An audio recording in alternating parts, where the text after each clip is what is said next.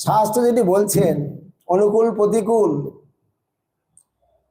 সেটা মেনে চললেই ভগবানের মন যিনি সেবা করা হবে।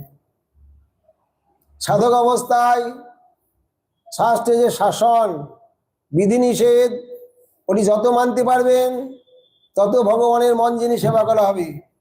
ভগবান নিজের মন অনুযায়ী এই শাস্ত্র গ্রন্থ প্রণয়ন করেছেন। কিসে ভগবত প্রীতি হয়?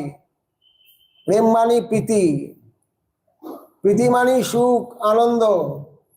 কৃষ্ণেন্দ্রের প্রীতিচ্ছা ধরে প্রেম নাম, কামের তাৎপর্য নিজ সম্ভব কেবল, কৃষ্ণ সুখ তাৎপর্য হয় প্রেম তো প্রবল। গোপীগণের প্রেম নির্মল, একেবারে সম্যক প্রকারে বাসনা শূন্য, একেবারে নির্মল। কতবার নির্মল আমরা গীতায় শুনেছিলাম, পড়েছিলাম। সর্বধর্মান পরিত্যাজ্য মামেকং শরণং ব্রজ, সমস্ত ধর্ম ত্যাগ করে আমার শরণ গ্রহণ করো। একমাত্র গোপীগণের ক্ষেত্রে সেটা দেখা যায়।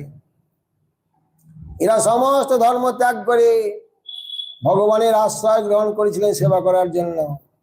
লোক ধর্ম, বেদ ধর্ম, দেহ ধর্ম, কর্ম, লজ্জা ধৈর্য, দেহ সুখ, আত্মসুখ মর্ম, দুস্তজ আর্যপদ নিজ পরিজন, স্বজনে করে তরণ ভর্ষণ, সর্বত্যাগ করি করে কৃষ্ণের ভজন, কৃষ্ণ সুখেতু করে কৃষ্ণের সেবন।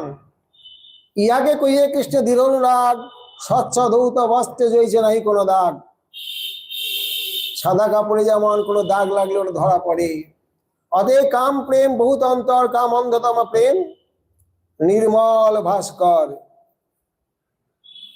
অতএব গোপীগণে নাহি কাম গন্ধ, কৃষ্ণ সুখ লাগে মাত্র কৃষ্ণের সম্বন্ধ।